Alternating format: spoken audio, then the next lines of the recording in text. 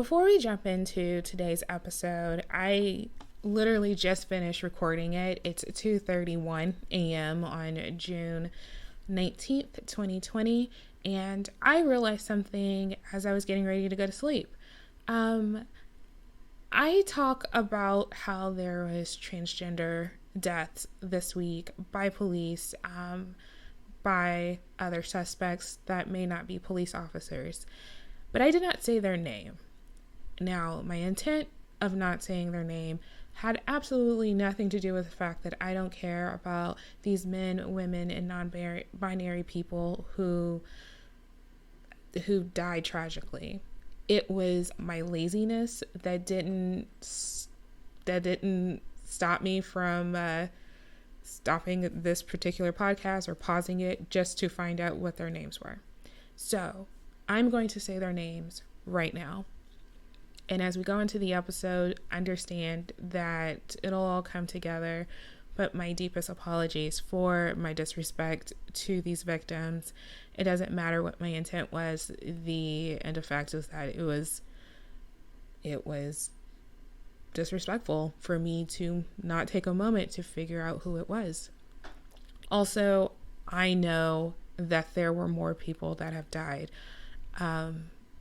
Unfortunately, it's so hard to keep up with how many police shootings, how many transgender people die.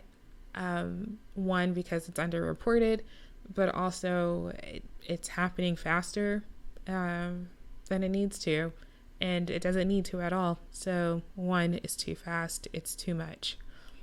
But I'm babbling, and I want to go ahead and say their names. Tony McDade, he died May 27th, 2020. He was 38 years old, and he was a transgender man.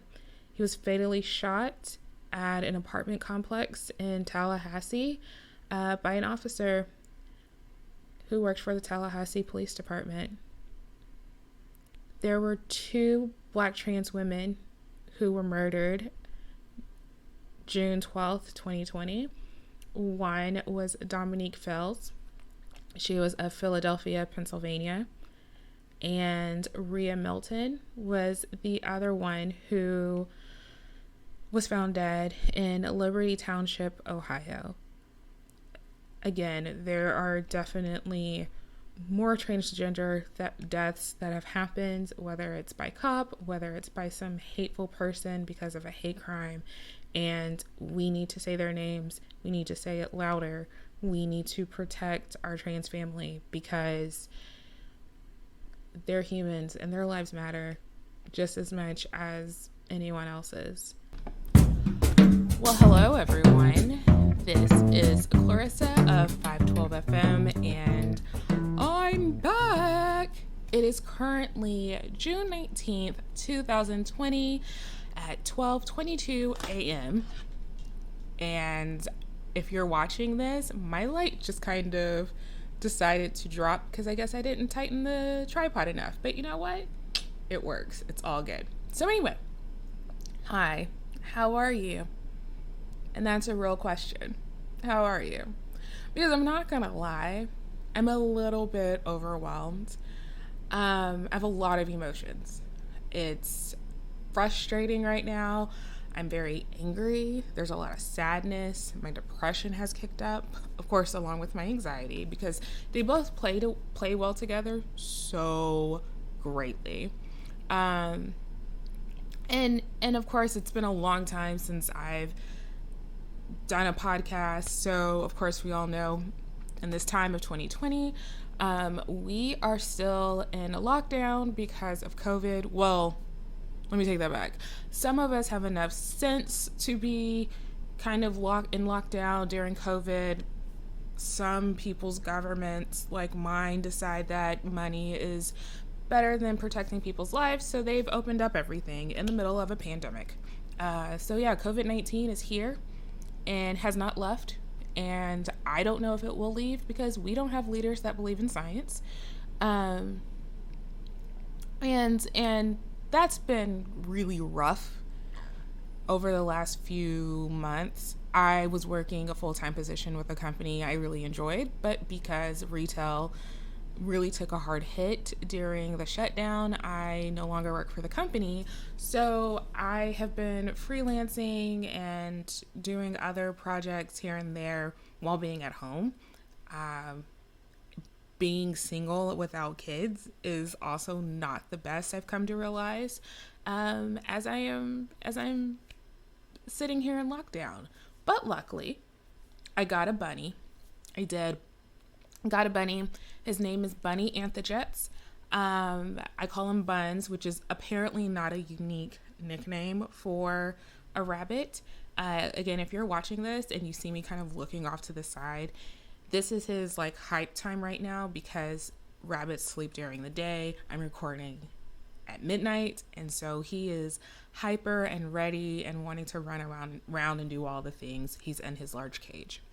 Anyway, so that's kind of helped me stay sane because it's been a lot. It has been a lot. And not only are we dealing with a pandemic in terms of COVID-19, we are dealing with a pandemic also known as racism. As many of you know who are listening, George Floyd, who lived in Minneapolis, Minnesota, was murdered by a police officer and 4 accomplices who were also police officers outside of a store. The crime was that he was trying to pay with a counterfeit 20, I believe, and the person at the cash checking place decided to call the cops. I'm not putting that responsibility on the person, obviously. I'm just saying that's what happened, and the cops showed up, and he got dragged out of his car. He ended up dying of asphyxiation. Excuse me, and I probably still didn't say that right because the main cop put his knee to his neck, all for a counterfeit 20. There's no reason for you to ever put your knee in someone's neck. But the fact that a counterfeit 20 led to somebody's life ending is just another way that we as Black Americans have to try to process this incredibly dangerous hate that is in our world, that our lives somehow don't matter, which is why Black Lives Matter is a movement that started in 2014. But this is also not the first time someone who has died because of they weren't able to breathe. Eric Garner of New York, his last words were, "I can't breathe," when an NYPD officer choked him. More cops, death by cops. Michael Brown, who was murdered by a cop in Ferguson, Missouri. There's Alton Sterling, who was shot dead by cops in Baton Rouge. Tamir Rice was 12 years old when a cop in Ohio shot and killed him. Excuse me if I don't say this young lady's name correctly. Atitiana Jefferson died at 28 years old after a Fort Worth cop shot and killed her during a welfare check. Breonna Taylor was asleep in her home when Louisville police officers broke into her house while she slept because they thought that they were about to bust a drug raid, shot and killed her. And the cops are on paid leave. They have not been arrested. And at the time of me recording, there is no announcement on whether or not they are going to actually arrest the people that killed this young lady. And since I'm recording, there's been a lot more. There's a whole list, and it's a lot. It's a lot to deal with. My neighbor is a cop.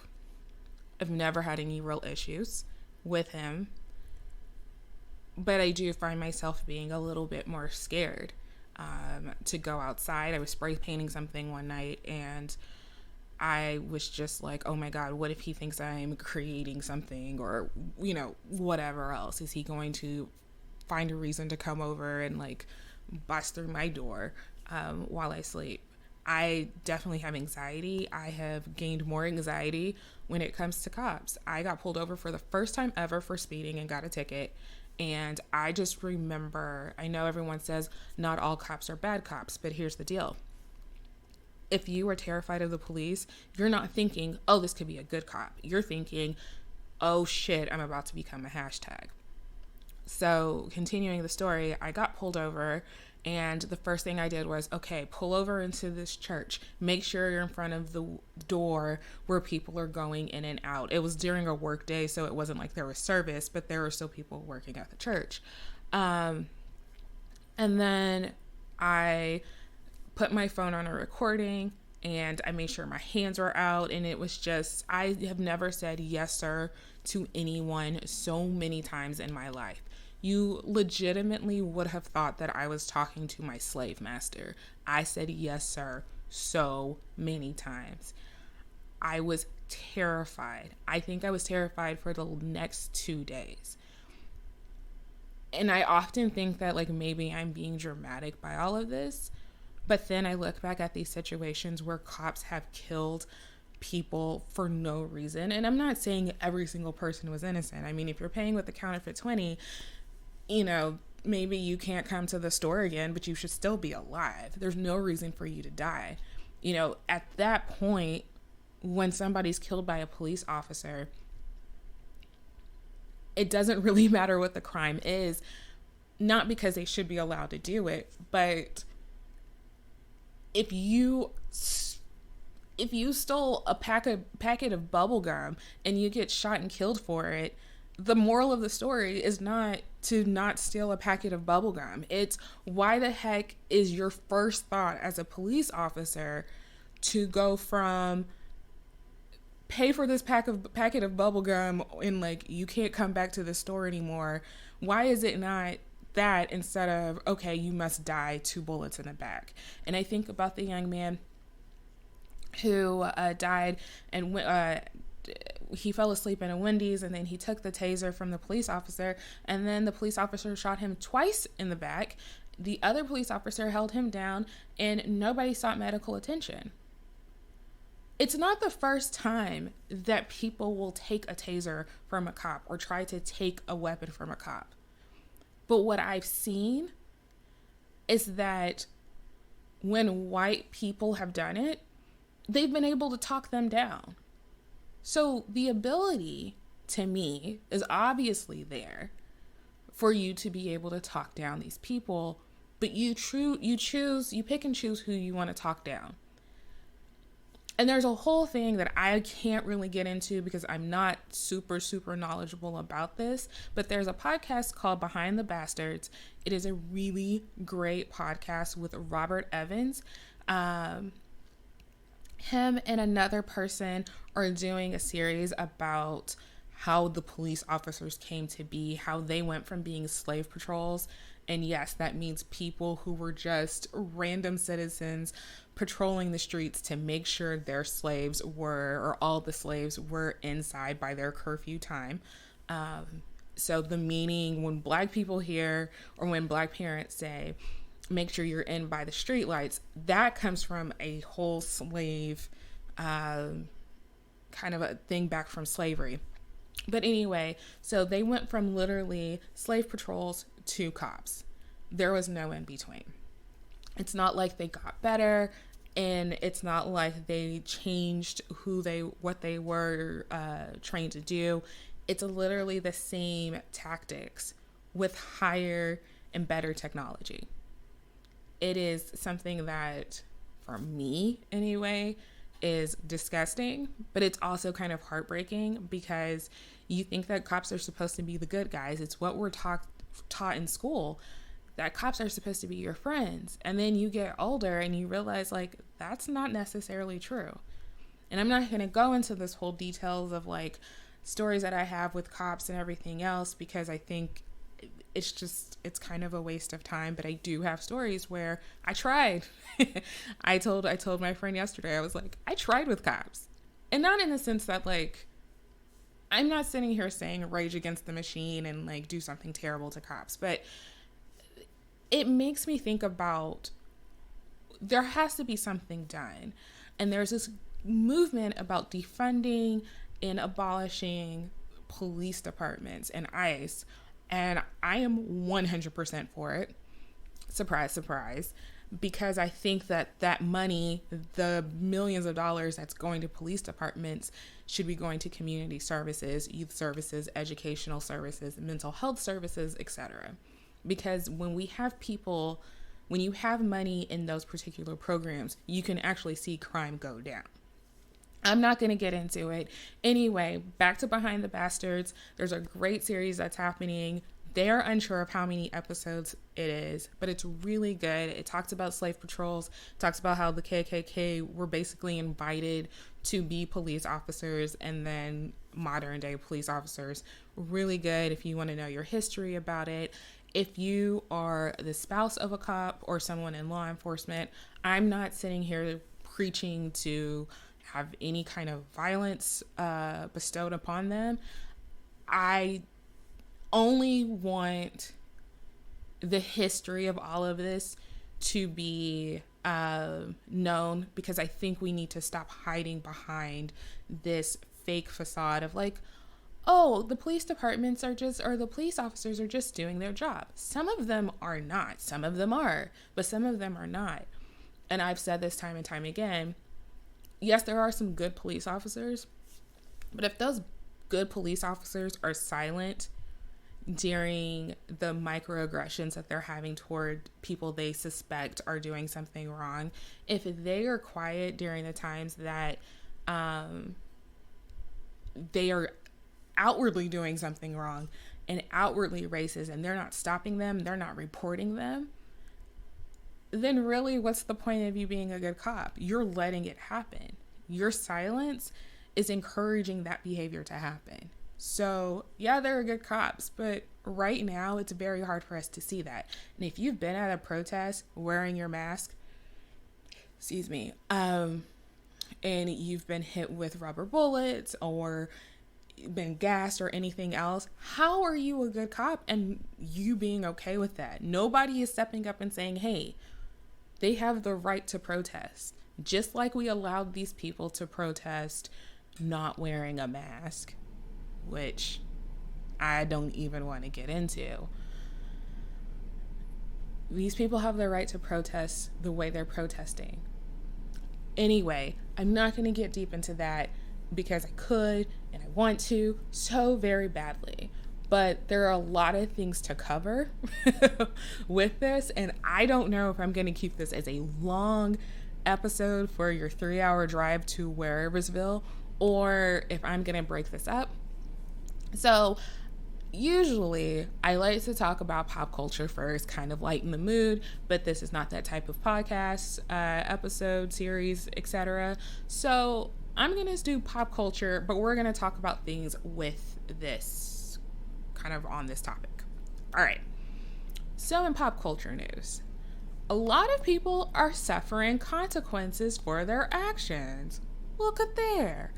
One thing that I will say that this social unrest, social uprising, if you will, has brought is accountability from the top to the bottom. And we will talk about Black Lives Matter and brands a lot later, but I want to kind of stick with pop culture.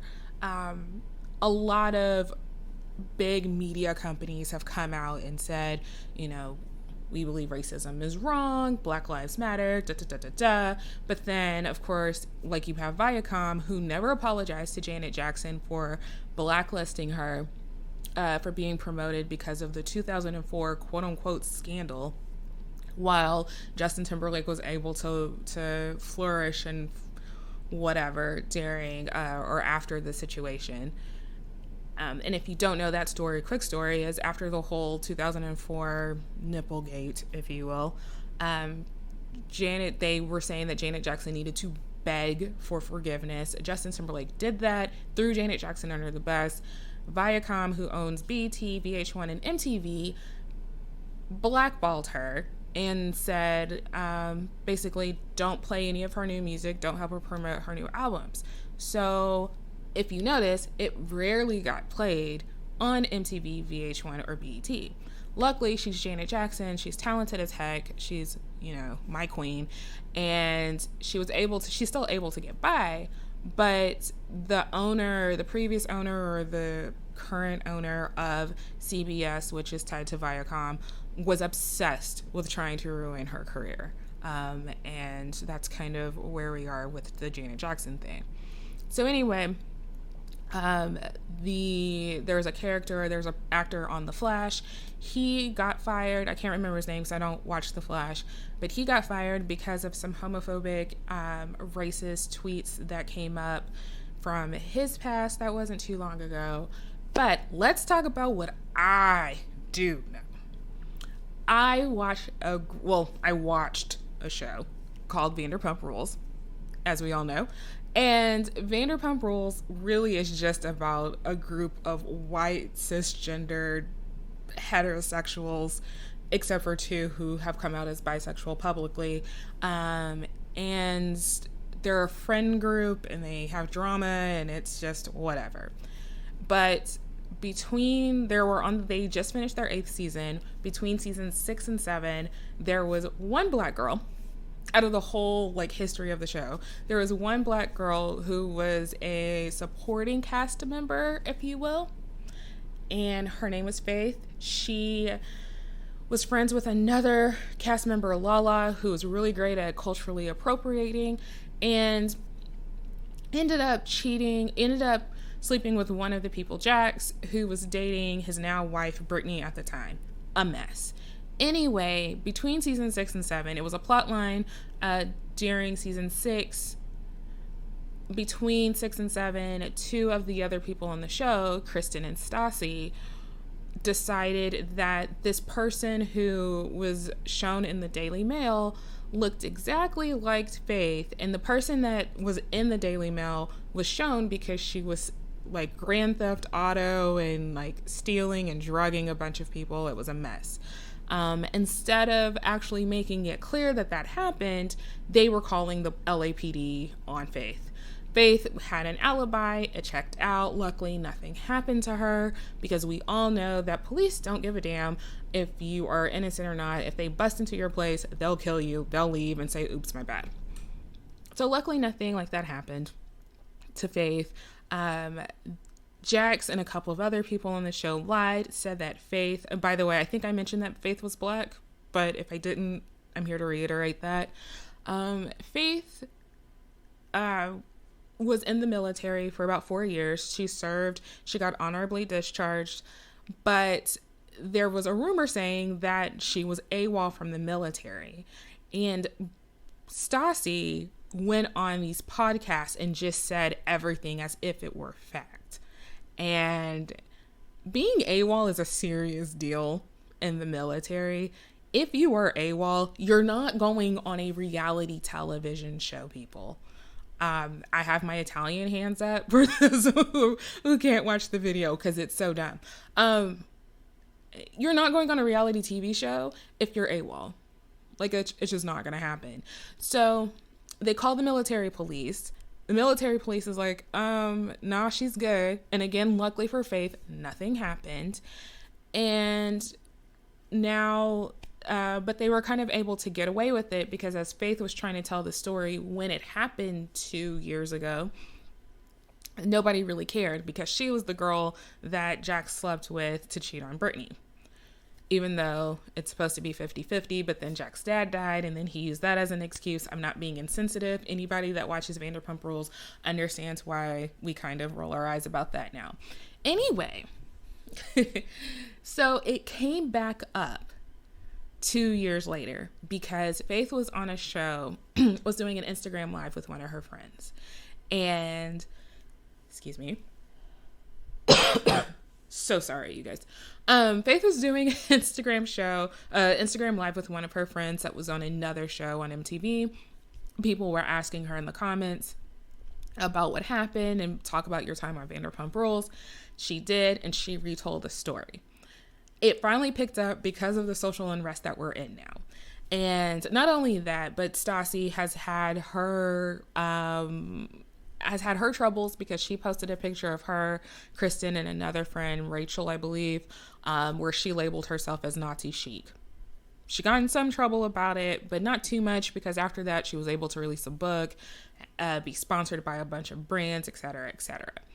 Anyway, so then that comes up. People start flooding. Get Stassi off the show. Get Kristen off the show.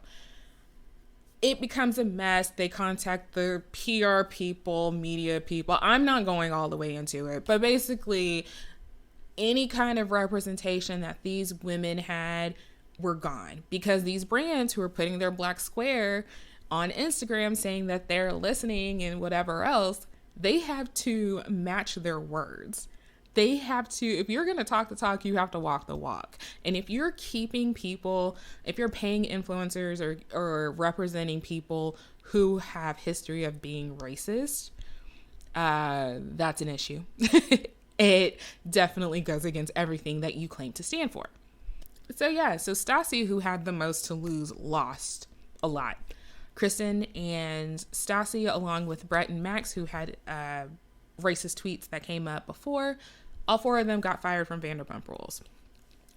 Great, but we still have a person named Jax Taylor on the show. And Jax Taylor, how do I describe him? Terrible. Jax Taylor is terrible. Not only is he a serial cheater, a compulsive liar, a narcissist, he's also said some really problematic things online. He said some very homophobic things.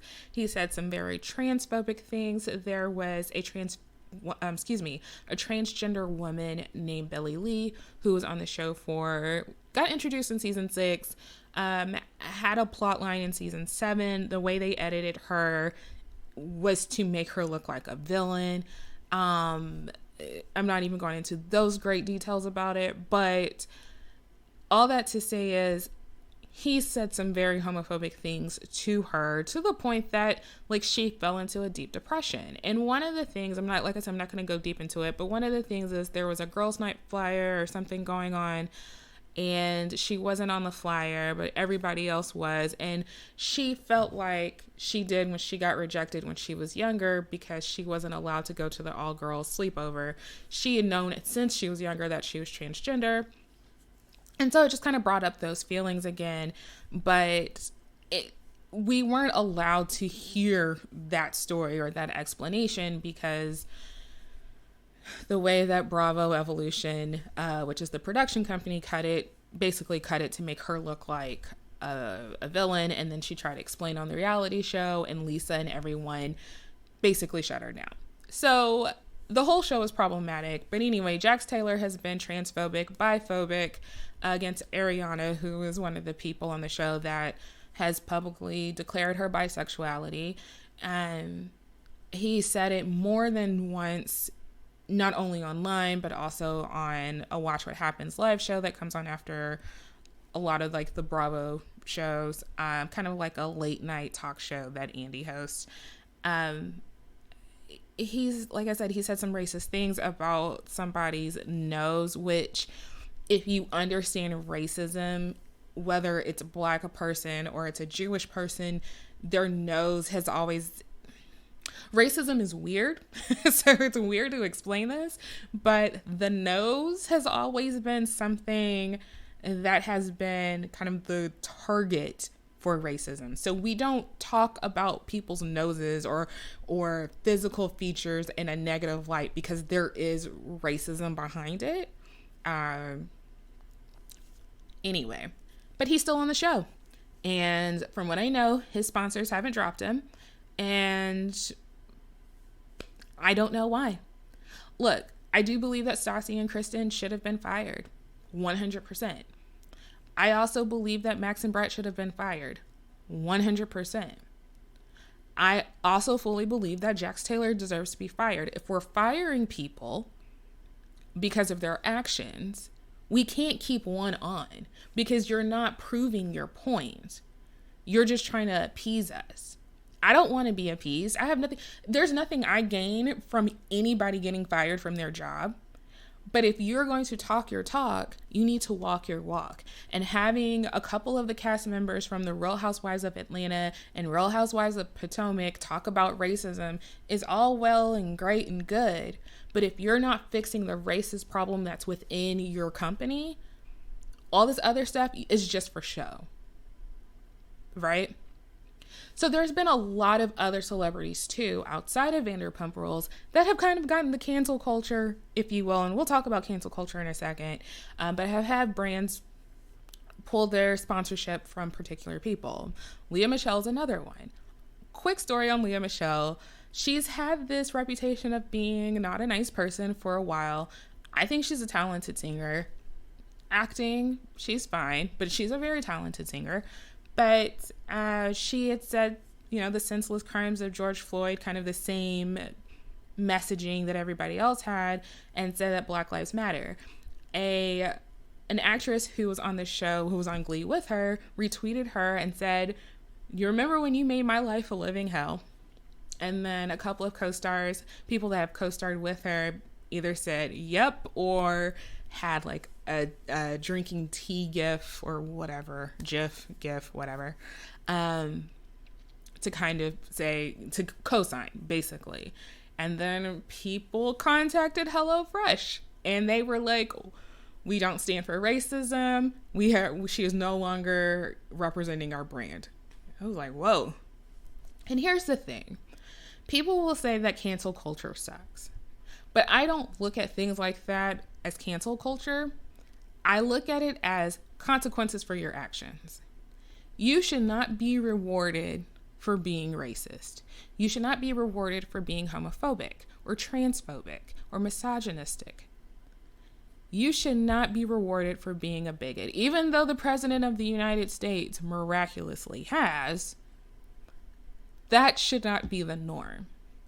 So if brands are taking a hard look at themselves, influencers as well, they need to really look at what they're doing in their company, who they're representing.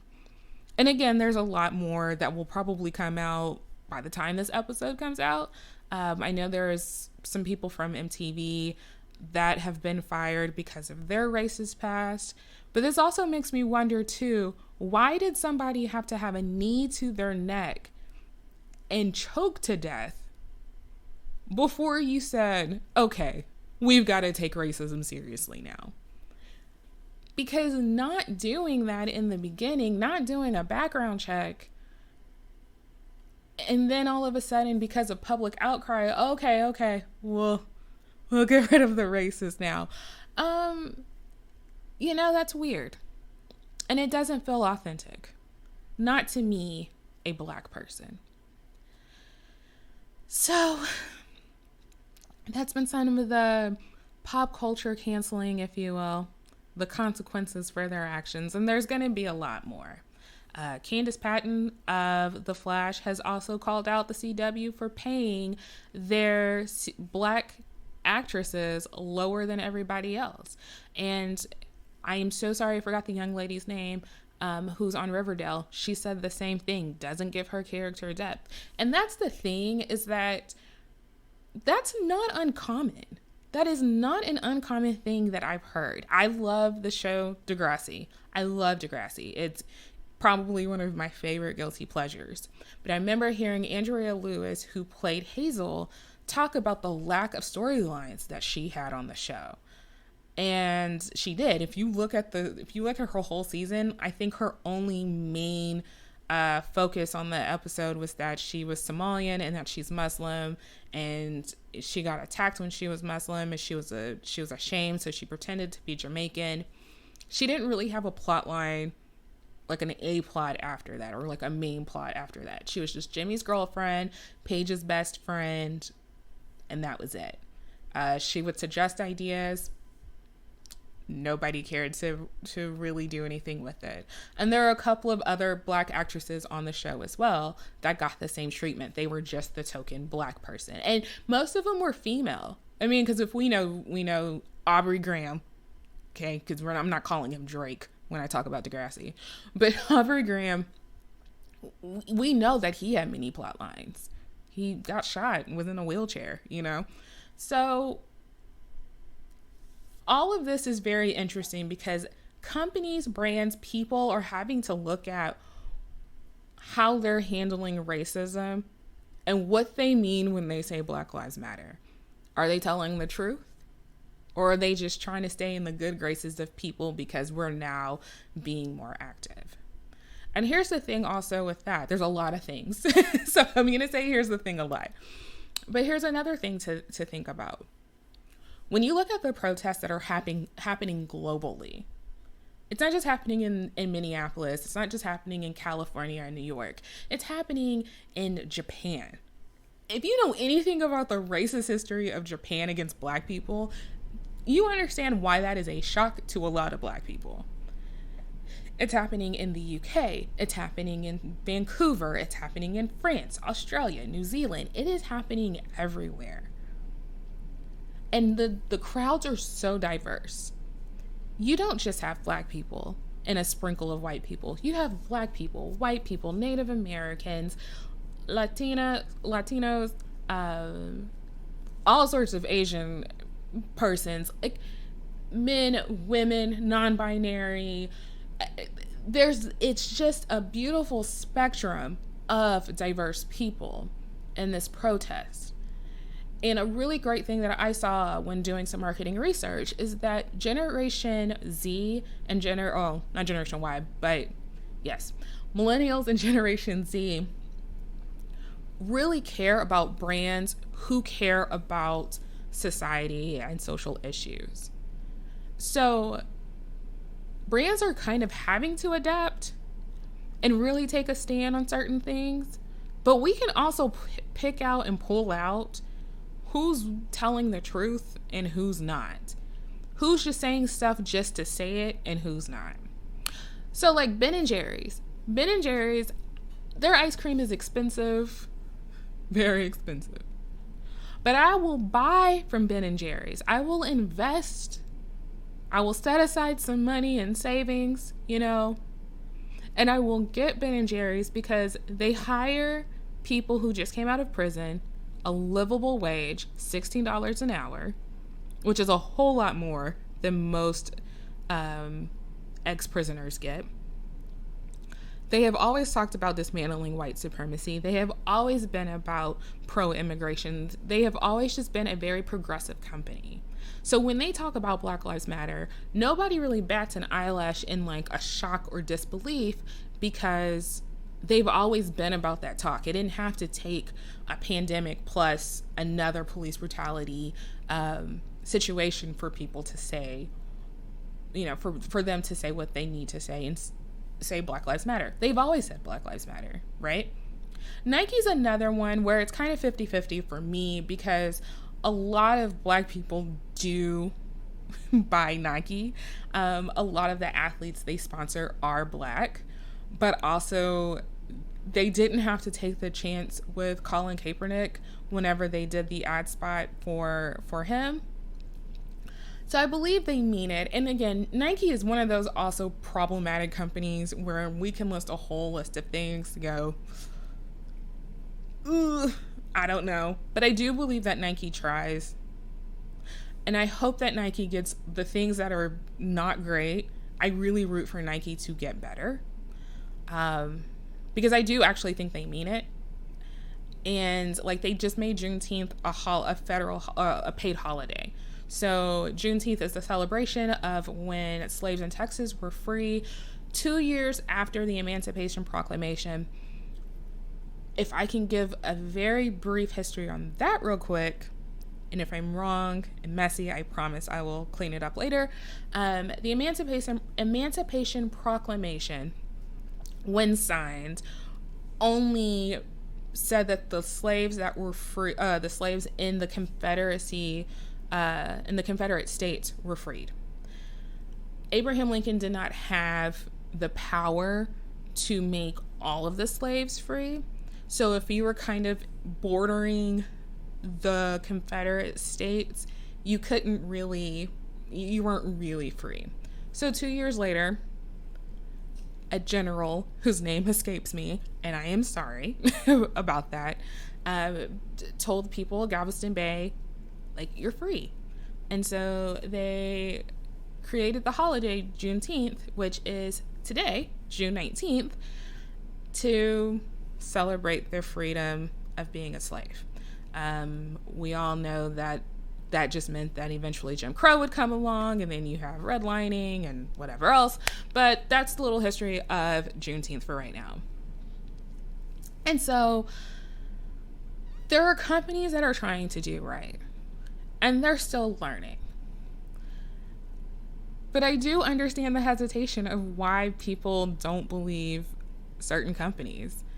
It's in the internet and Twitter. Like, listen, we're in a pandemic. We have time. We have time to expose. And I don't want to get too deep into this yet, because I think I'm going to make that an entire episode in and of itself. So put a pin in that. But just know, like, we're on to you, brands. If you're not really about that Black Lives Matter, just keep it quiet. And, you know, just, as I like to say, keep quiet and eat your food. You know? Like, you don't have to say anything. You don't have to say all lives matter. You can just not say anything and just go, I'll wait a couple of days to post, and then post your business like you usually do. Okay? Anyway, pause on that, because we're going to come back to brands and Black Lives Matter. But I want to talk about you. You, the individual who wants to be an ally. You, the non-Black person of color, or you, the white person who says that your silence can no longer exist anymore. How do you become an ally? I'm going to say this. For me, it's different than other people. I can't tell you that what I want in terms of people being an ally is the same thing that other Black people want, because everybody's experiences, while there's a common thread in them, it's very different. For me, I grew up in suburbia. So a lot of things I didn't necessarily view as racist until much, much later. And I mean like 28. I'm 34. So it took about till me being 28, I mean, at least 28, for me to start recognizing certain things. I've also have had a lot of white friends. I've been used to being the only Black person in white spaces. And so it's kind of weird to try to pick out this racism that I think my mom tried to cautiously warn me about, but didn't want to steal away an innocence as well. All of that to say is, I have a little bit of empathy for those who are trying but get it wrong. But let's just get into it. If you are wanting to be an ally, the best thing to do is do your reading. No, let me go back. The best thing to do is to realize that you are privileged. Now let's talk about what privilege is. Privilege is not about you having a bunch of money. We're not talking about like Richie Rich and you grew up with like a trust fund baby. We're not talking about that kind of privilege. When we talk about privilege, especially in America, especially dealing with white supremacy, we say that you have a privilege to not be worried about something that other people have to be worried about. I'll take me as an example. I'm a cisgendered heterosexual. I don't have to worry about somebody taking away healthcare from me because I identify as another gender that I wasn't assigned to at birth, right? Because we all know that gender is just a social construct. I just want to put that out there. But my trans family, unfortunately, have to deal with rights being taken away from them because they've just, sorry, I'm trying to make this as clear as possible, y'all. It's 1:00 a.m. as I'm recording this. My trans brothers and sisters and family don't identify with the gender they were assigned at birth. They've found their identity, but they can no longer get healthcare because of that. That's crazy to me. They can't get rights because of that. They can't fight in the military because of that? That's weird and hateful and full of bigotry. I don't have to worry about marrying somebody of the opposite sex and that right being taken away from me because I'm heterosexual and this country was built to promote heterosexuality. Being straight is a default. Being gay was at one point a mental disorder, along with being trans. Thank God it's not. But it was then. So my privilege is that I don't have to worry about somebody taking away my health care because I'm transgender. Because as a cisgendered person, no one's going to say, oh, because of your gender, you can't have your gender identity, you can't have health care. I don't have to worry about somebody telling me who I can and can't marry and there being a law about it or them refusing to give me a certificate because I'm a straight person. So it's fine. So when I talk about privilege, I'm not talking about money. I'm talking about not having to worry about things that other people have to worry about. Now, going back to white privilege is not having to worry about the cops profiling you that you look like a dangerous person or having a gun pulled on you for something simple like getting a ticket for running a stop sign. Having privilege is not having to have the talk with your young Black kids about police officers and what's happening in our society right now. So your white privilege allows you to kind of coast through, and of course there's breakdowns if you're a disabled white person, et cetera, but overall you as a white person have the ability to live without fear of being judged by the color of your skin and it impacting your livelihood. Because people will say, oh, well, there are Black people who don't like me and it's reverse racism. Here's the thing. Reverse racism does not exist. The word you're looking for is prejudice. Okay? Racism, especially when we talk about systemic racism, which is basically the same thing, it is literally a system that is built for people who are not white to not succeed, for them to be killed, for them to be denied housing and a right to education. We talked about the Tulsa riots have been a thing that has been talked about greatly because the quote unquote president decided on Juneteenth that he should have his rally in Tulsa, Oklahoma, when there was the Tulsa massacre in which white supremacists burnt down all of what was called Black Wall Street.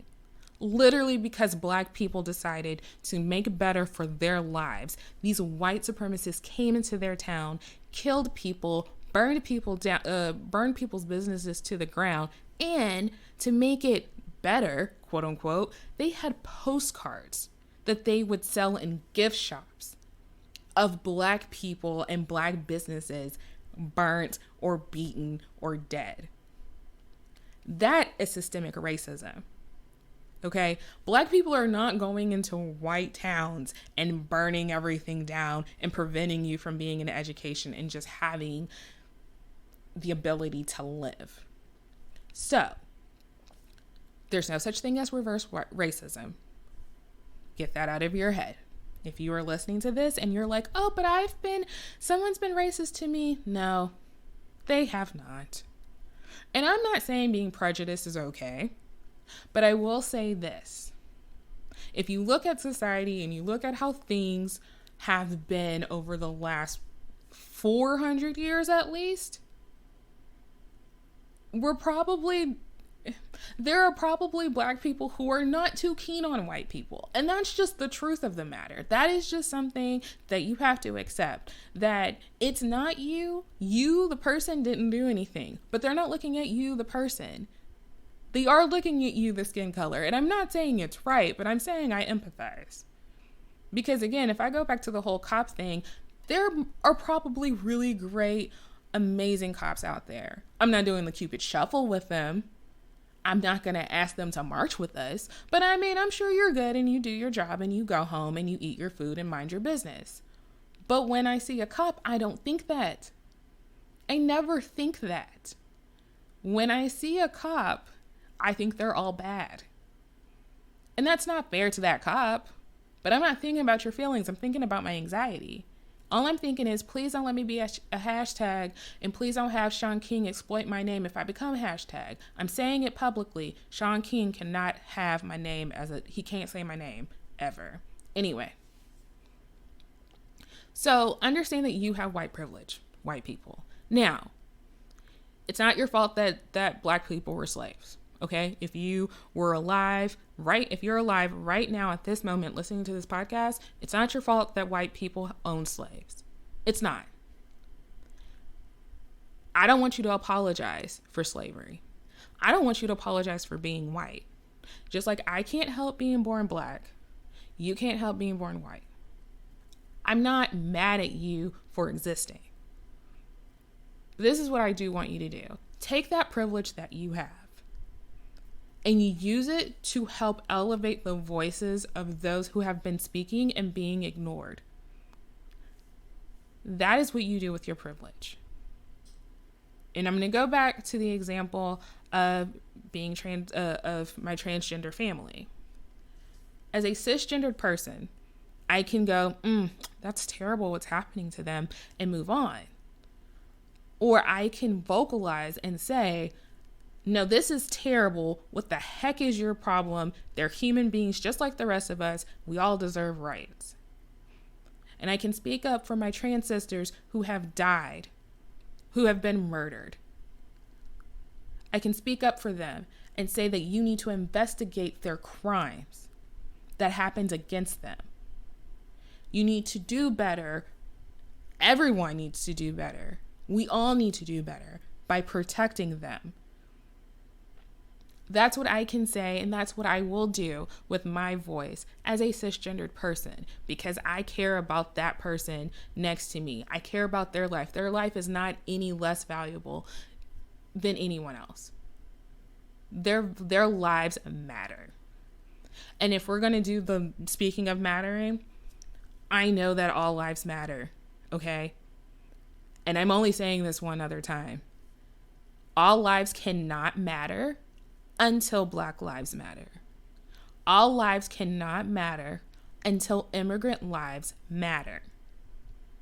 All lives cannot matter until LGBTQ lives matter.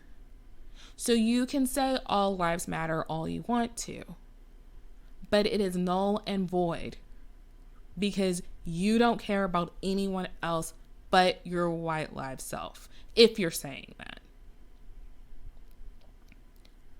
So, how else can you be an ally? I love that you guys march with us. If you look at different videos of this past protest, you will see white people who have stood between a Black protester and a police officer. They didn't make a big deal about it. They just did it. Because they know that their whiteness protects them from just being completely ambushed and randomly killed. They're not seen as a threat as a Black woman is, or as a Black man is, or a Black non-binary person. So another way to do that is when you're at the protest, be aware. Chant with us, march with us. And I say protect us, not in a way where you have to be G.I. Joe. We're not telling you to escalate things or anything else. We're just saying doing acts like that really does help, and it really does show that you care. How else to be an ally? Recognize how white supremacy is within you. I'm not saying that you are racist, but being white and being born into a white supremacy world, you kind of are. And I'm not saying that I feel it's so weird for me to feel like I need to explain all of this, but I'm not saying that in a way of like, all of you are putting crosses in our yard and you're like writing the N-word and everything else. I'm not saying that. What I'm saying is, again, if I go back to LGBT, because this world is set for a heterosexual default, there's this little bit of homophobia that I grew up with and I had to unlearn. So the same thing with race. There's a little bit of racism that you've learned where white is the default. White is the best. If you look at how we even talk about our color system, white is pure and clean, but black is dirty and dark and it means death, which is not true. Black has a lot of power. But if you keep saying that over and over again, it's going to stick.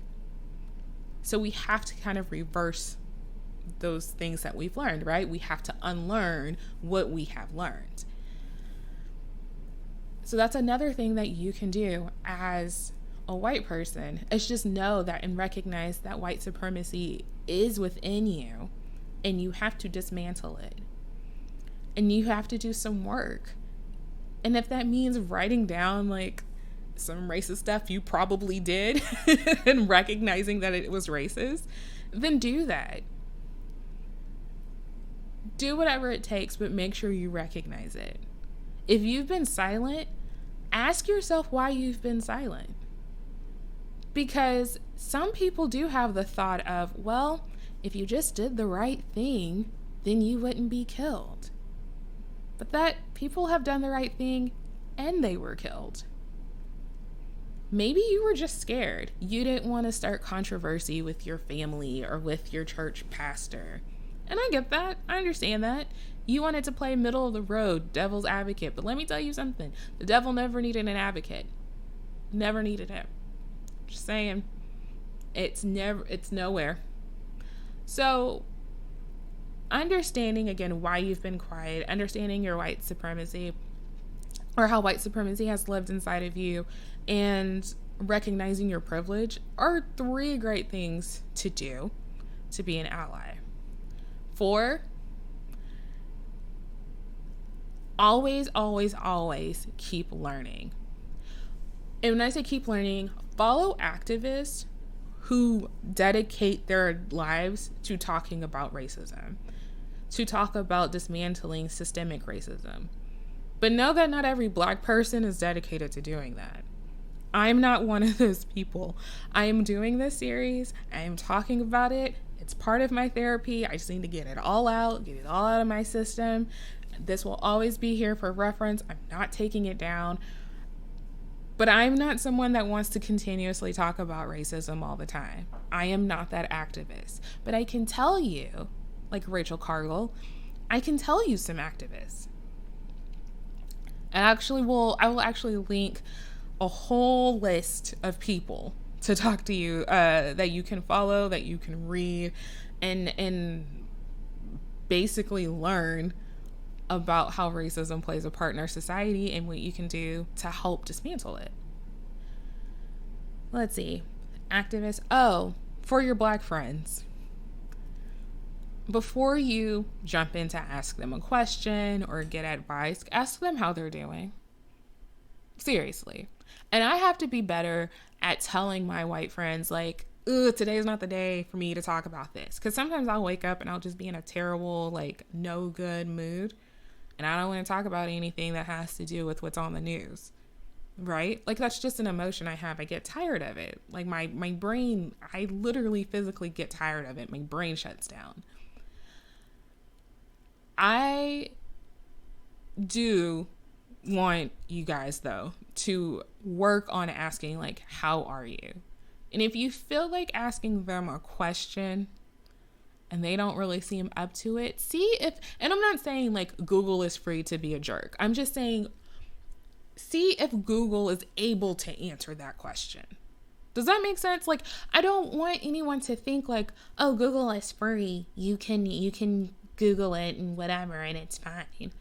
But I want you to understand that, like, some stuff you can just kind of have to Google the question, maybe narrow it down, maybe kind of modify words, whatever it is, but kind of just know that you have to do some research on your own about it. And again, it's you're constantly learning. You're constantly learning. I also know that the Black experience is different for a lot of people. And I said this in the beginning. We have a common thread. But also not everybody's experience is the same. I didn't have to grow up in a police controlled high school, right? I didn't go to school and see police officers and have metal detectors all up and down of my school, because I lived in a pretty affluent neighborhood where that wasn't something that the property tax owners or taxpayers were gonna pay for, right? And also understand, and I say that because if you notice that schools that have lower income students tend to have the most police presence. It shouldn't be that way. I went to school, let's just say this. I went to school with people who I'm surprised did not get caught doing half the crap that they did and did not go to jail. You worrying about drugs in the urban school districts? Bump that. You need to go to suburbia. And I'm not talking weed, which, by the way, legalize weed and then expunge, whatever. Get rid of all the records for anybody that had minor weed possession. Anyway, I'm not talking weed. I'm talking coke, heroin, pills, all sorts of illegal substances. I'm not talking just about underage drinking. I did not partake in, though. I was a good kid. But the fact that there are police presence in schools that are in the urban areas, and I mean urban areas, in like your major cities. For me, it would be like Dallas, Fort Worth, Arlington, as opposed to Richardson, Plano, Frisco, McKinney, etc. They do have a higher percentage of Black and Latino, Hispanic kids that attend the schools, but it doesn't even look like a school. It literally looks like a prison. Literally looks like a juvenile detention center. Why? Why are there police officers in schools? It doesn't make sense. And I really don't know where I was going with that. I'm recording at 1:21 a.m. But that's another example of privilege. The Black experience is where I was going with that. It's different. For people that grew up in private school, their racism might look different than those who went to a public school. The college experience is different. If you went to a religious school versus going to a liberal arts school, for example, the Black experience may be different. And let's go a little bit about religious real quick. I'm only going to touch on it this way. If you are white and you go to church in America, understand this. White American churches were built to support white supremacy. I've said this time and time again. I'm going to say it one more time. American churches was built to support white supremacy. What does that mean? That means the justification of how white people treated Black people, treated Native Americans, was justifiable in churches because they learned how to twist and turn the messages and the passages in the Bible to make their actions okay. There is a Bible titled the Negro Bible. There are 14 books of that Bible that are missing. It was a Bible for slaves. Now, if you understand the history of the Bible, which again, I'm not going to get too deep in. But if you understand the history of the Bible, you understand that there are many books. There's 66 books, but there's many books that are missing from the Bible anyway. Mary Magdalene, the book of Thomas. There's a lot of them that are missing. But, and those are only two I can think of off the top of my head. But the fact that there were 14 more taken away from that Black people were only allowed to read, because also remember that Black people during slavery were killed for learning how to read and write. They were supposed to remain illiterate because slave owners knew that if they got smart, once they learned how to read, once they learned how to write, it was over. It was done. You know what I mean? So they wanted to keep them illiterate and uneducated so that they could keep doing the messed up things that they were doing. That is white supremacy. Now think about it in today's common terms. If you're in a district where there's majority Black and Latino or Hispanic people, look to see how old the textbooks are. Look to see how updated the technology is. Some are doing better because businesses are working with schools, but some are not. Some people have textbooks that are 20 years old. Do you know what's happened in 20 years? There are textbooks out there that don't have anything about 9/11 in them, because the district can't afford to do it, or they don't want to do it.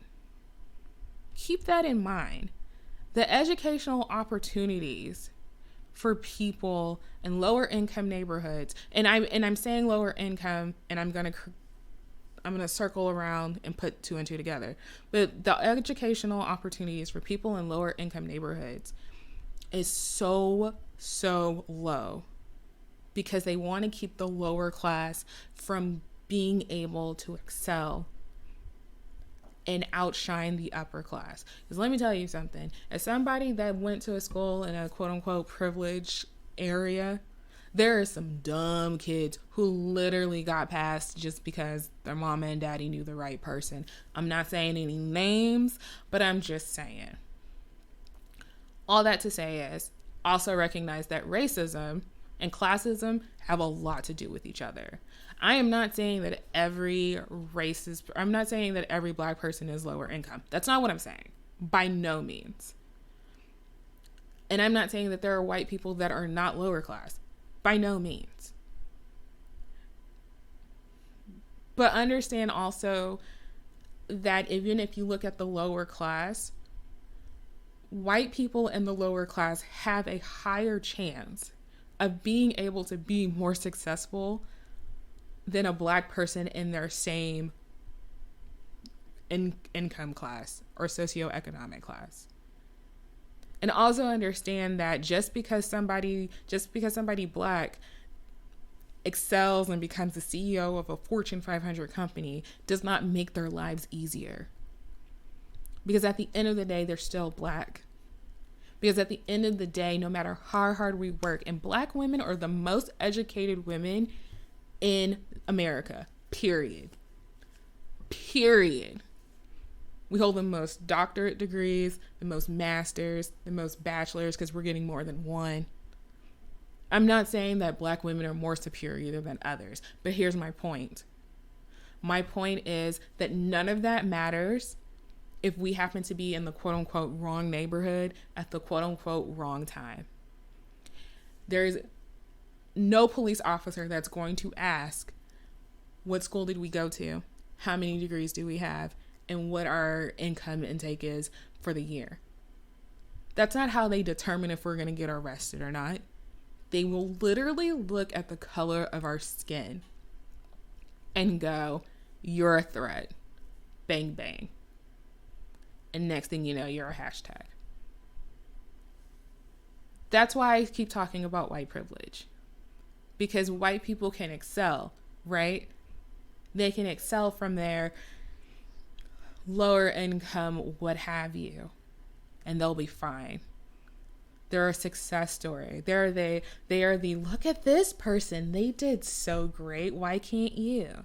Look at how they picked themselves up by their bootstraps. Here's an example. Paul Ryan. Paul Ryan, former VP candidate to Mitt Romney during the 2012 election. His dad received welfare. They were broke as heck.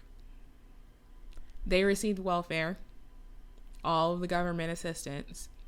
He worked himself up, became rich. Now, I think he married rich, but that's neither here nor there.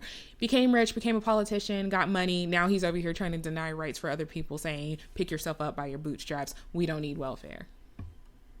Well, how did you get there? How did you get to where you were? Because people have created this narrative that Black people and Hispanic people are abusing the system. And my apologies if I'm using Hispanic and Latino completely wrong. I will do better. So it's crazy to me that because you think that non-white people are using the system more and abusing the system more, that we need to get rid of it. When data shows white people are the ones that are using it more. I'm just saying I believe in data. That's all I'm saying.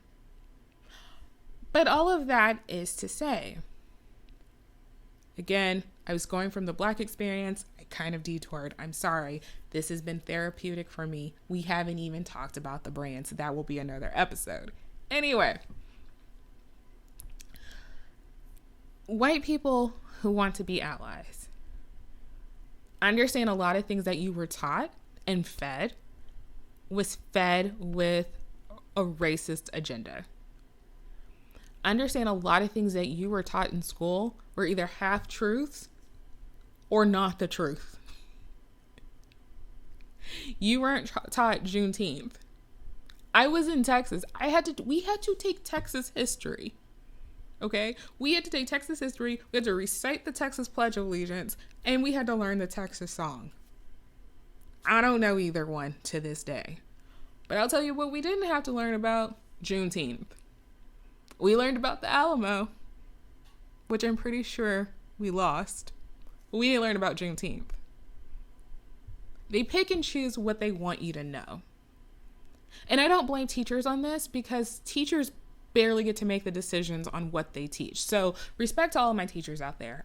Except for the racist one I had in 6th grade. But to everybody else who isn't racist, who wants to teach the way that they want to but can't, it's not your fault. It's not your fault, because we have a government that basically mandates what teachers can and can't teach in public schools. And that's insane.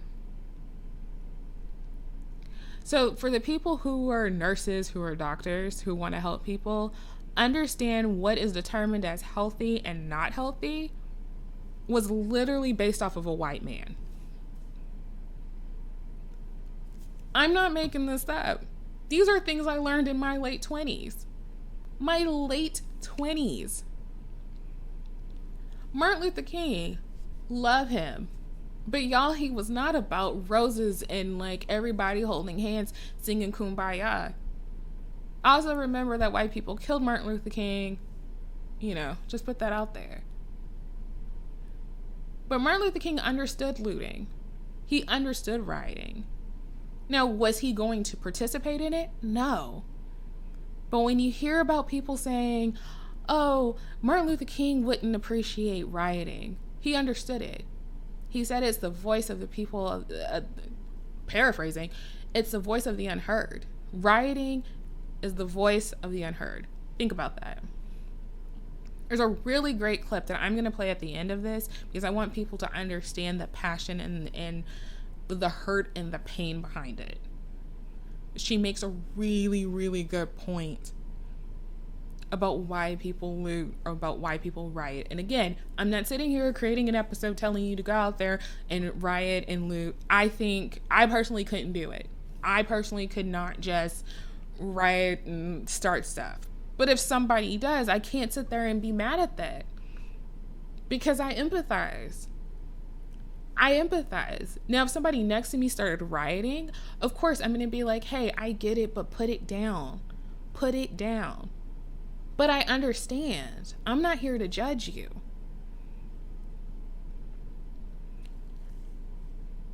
Here's another thing.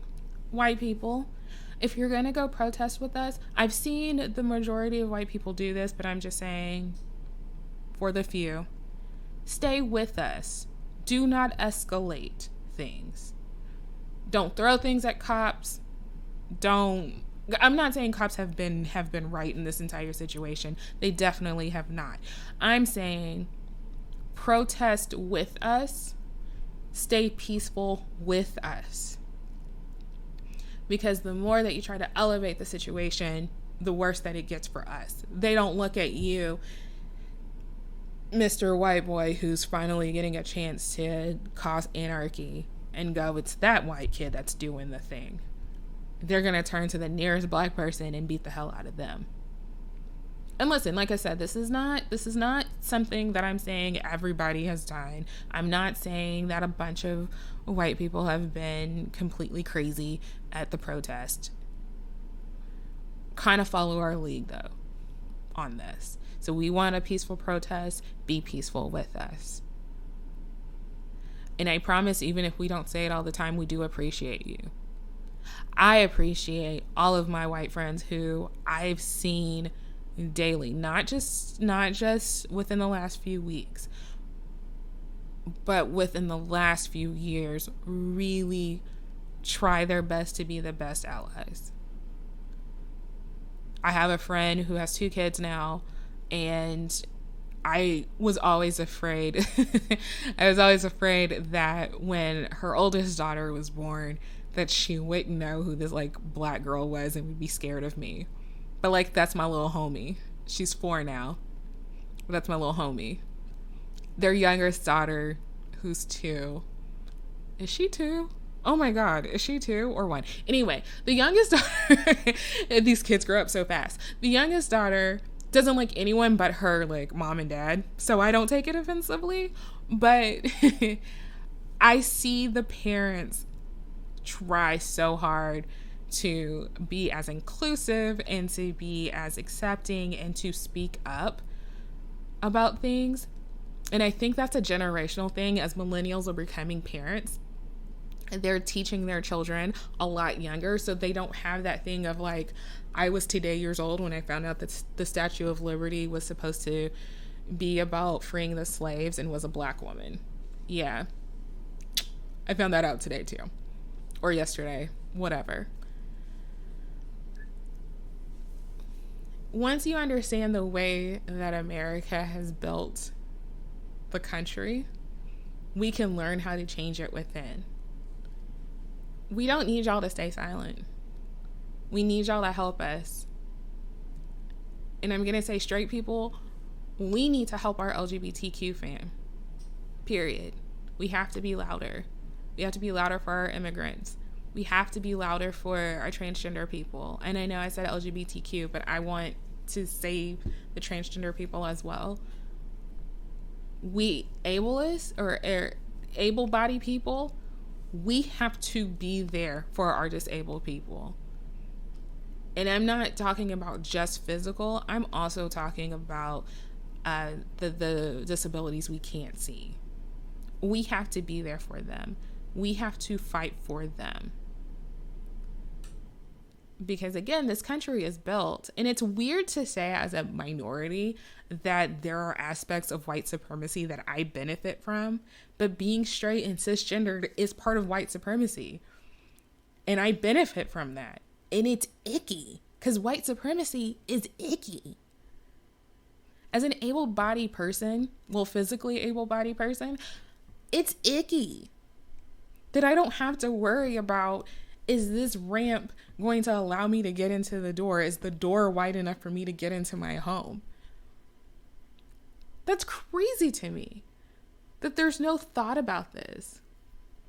It's crazy to me. I was getting ready to record the podcast, and I was like, wait a minute. What if someone is deaf and they can't see me?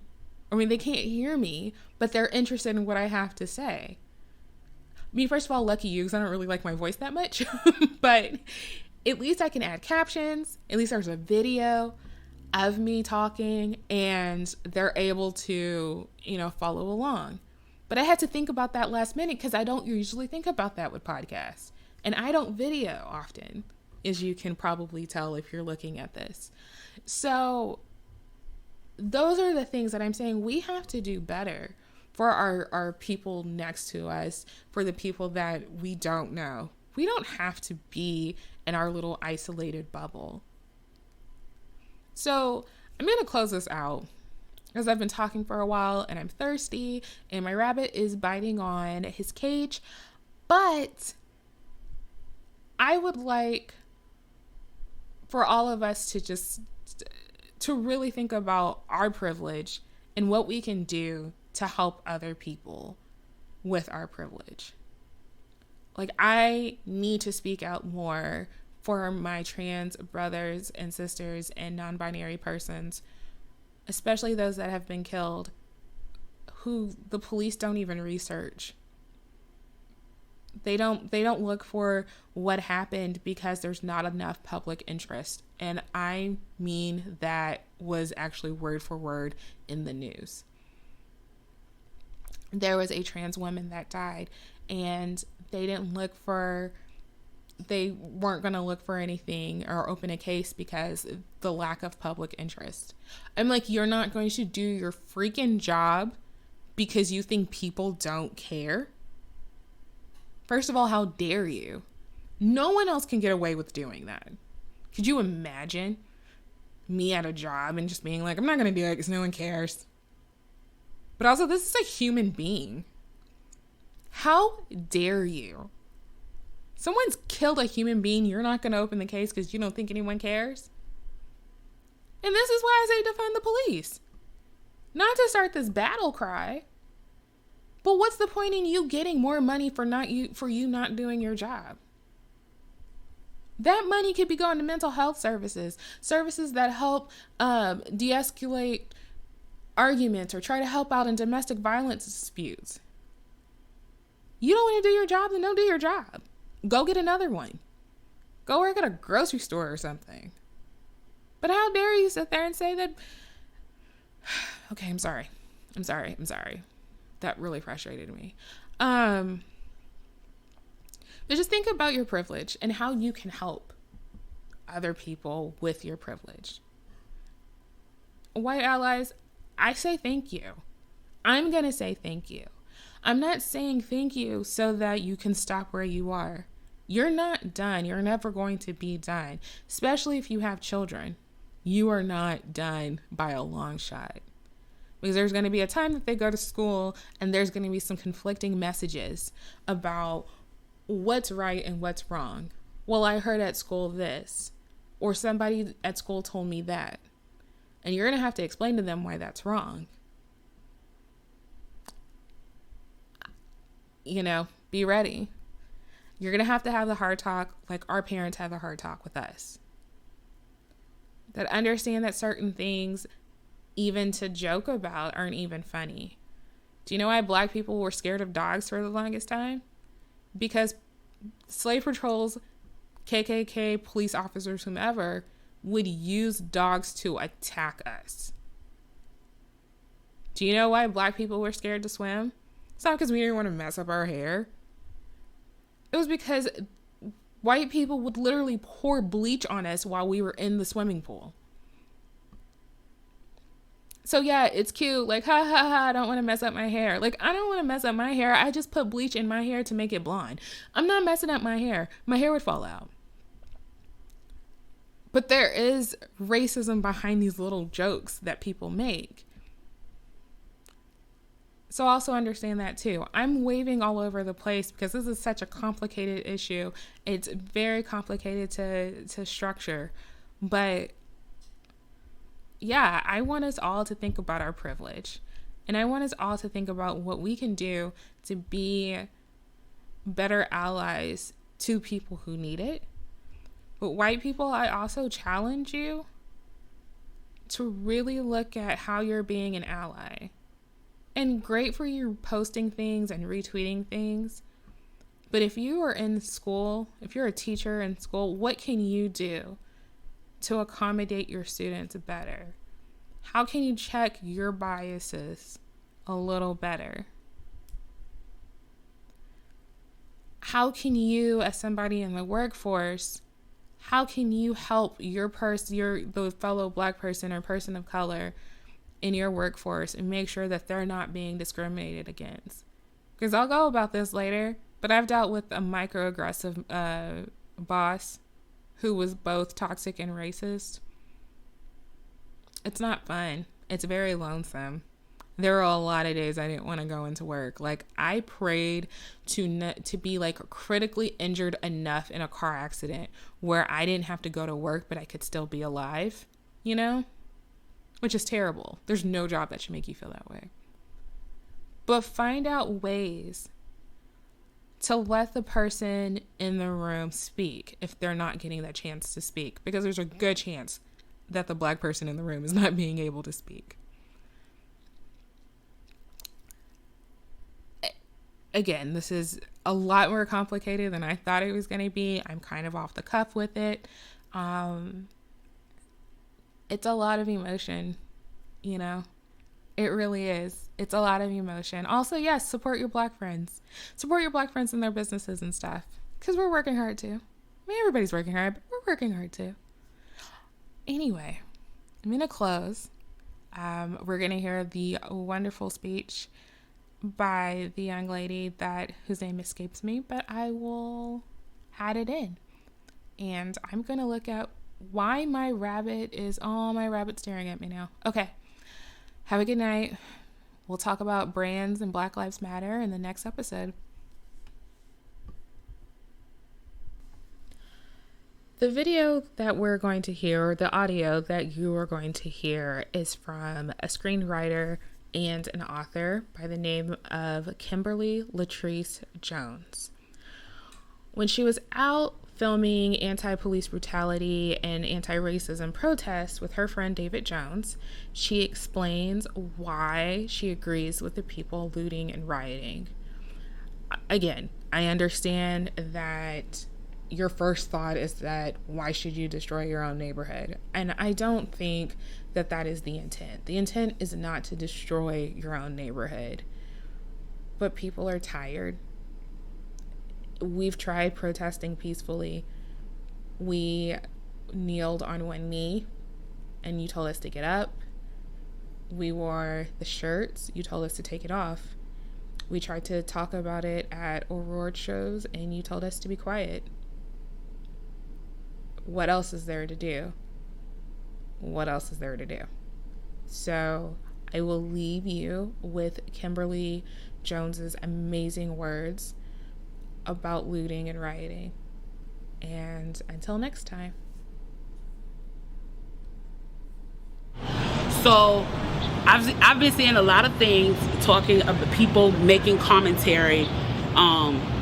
Interestingly enough, the ones I've noticed that have been making the commentary are wealthy Black people making the commentary about we should not be rioting, we should not be looting, we should not be tearing up our own communities. And then there's been an argument of the other side of we should be hitting them in the pocket. We should be focusing on the blackout days where we don't spend money. But, you know, I feel like we should do both. And I feel like I support both. And I'll tell you why I support both. I support both because when you have a civil unrest like this, there are three types of people in the streets. There are the protesters, there are the rioters, and there are the looters. The protesters are there because they actually care about what is happening in the community. They want to raise their voices and they are there strictly to protest. You have the rioters who are angry, who are anarchists, who really just want to fuck shit up, and that's what they're going to do regardless. And then you have the looters. And the looters almost exclusively are just there to do that, to loot. Now, people are like, well, what did you gain? Well, what did you get from looting? I think that as long as we're focusing on the what, we're not focusing on the why, and that's my issue with that. As long as we're focusing on what they're doing, we're not focusing on why they're doing. And some people are like, well, those aren't people who are legitimately angry about what's happening. Those are people who just want to get stuff. Okay, well then Let's go with that. Let's say that's what it is. Let's ask ourselves why in this country in 2020, the financial gap between poor blacks and the rest of the world is at such a distance that people feel like their only hope and only opportunity to get some of the things that we flaunt and flash in front of them all the time is to walk through a broken glass window and get it. That they are so hopeless that getting that necklace, getting that TV, getting that change, getting that bed, getting that phone, whatever it is that they're gonna get, is that in that moment when the riots happen and if they present an opportunity of looting, that's their only opportunity to get it. We need to be questioning that why. Why are people that poor? Why are people that broke? Why are people that food insecure, that clothing insecure, that they feel like their only shot, that they are shooting their shot by walking through a broken glass window to get what they need? And then people want to talk about, well, there's plenty of people who pulled themselves up by their bootstraps and got it on their own. Why can't they do that? Let me explain to you something about economics in America. And I'm so glad that as a child, I got an opportunity to spend time at Push where they taught me this, is that we must never forget that economics was the reason that black people were brought to this country. We came to do the agricultural work in the South and the textile work in the North. Do you understand that? That's what we came to do. We came to do the agricultural work in the South and the textile work in the North. Now, if I right now decided that I wanted to play Monopoly with you, and for 400 rounds of playing Monopoly, I didn't allow you to have any money, I didn't allow you to have anything on the board, I didn't allow for you to have anything, and then we played another 50 rounds of Monopoly, and everything that you gained and you earned while you were playing that round of Monopoly was taken from you. That was Tulsa, that was Rosewood. Those are places where we built black economic wealth, where we were self-sufficient, where we owned our stores, where we owned our property, and they burned them to the ground. So that's 450 years. So for 400 rounds of Monopoly, you don't get to play at all. Not only do you not get to play, you have to play on the behalf of the person that you're playing against. You have to play and make money and earn wealth for them, and then you have to turn it over to them. So then for 50 years, you finally get a little bit and you're allowed to play. And every time that they don't like the way that you're playing, or that you're catching up, or that you're doing something to be self-sufficient, they burn your game. They burn your cards. They burn your Monopoly money. And then finally at the release and the onset of that, they allow you to play and they say, okay, now you catch up. Now at this point, the only way you're going to catch up in the game is if the person shares the wealth, correct? But what if every time you share the wealth, then there's psychological warfare against you to say, oh, you're an equal opportunity hire. So if I played 400 rounds of Monopoly with you and I had to play and give you every dime that I made, and then for 50 years, every time that I played, if you didn't like what I did, you got to burn it like they did in Tulsa and like they did in Rosewood, how can you win? How can you win? You can't win. The game is fixed. So when they say, why do you burn down the community? Why do you burn down your own neighborhood? It's not ours. We don't own anything. We don't own anything. Trevor Noah said it so beautifully last night. There's a social contract that we all have, that if you steal or if I steal, then the person who is the authority comes in and they fix the situation. But the person who fixes the situation is killing us. So the social contract is broken. And if the social contract is broken, why the fuck do I give a shit about burning the fucking Football Hall of Fame, about burning a fucking Target? You broke the contract when you killed us in the streets and didn't give a fuck. You broke the contract when for 400 years we played your game and built your wealth. You broke the contract when we built our wealth again on our own by our bootstraps in Tulsa and you dropped bombs on us. When we built it in Rosewood and you came in and you slaughtered us. You broke the contract, so fuck your Target. Fuck your Hall of Fame. As far as I'm concerned, they could burn this bitch to the ground. And it still wouldn't be enough. And they are lucky that what black people are looking for is equality and not revenge.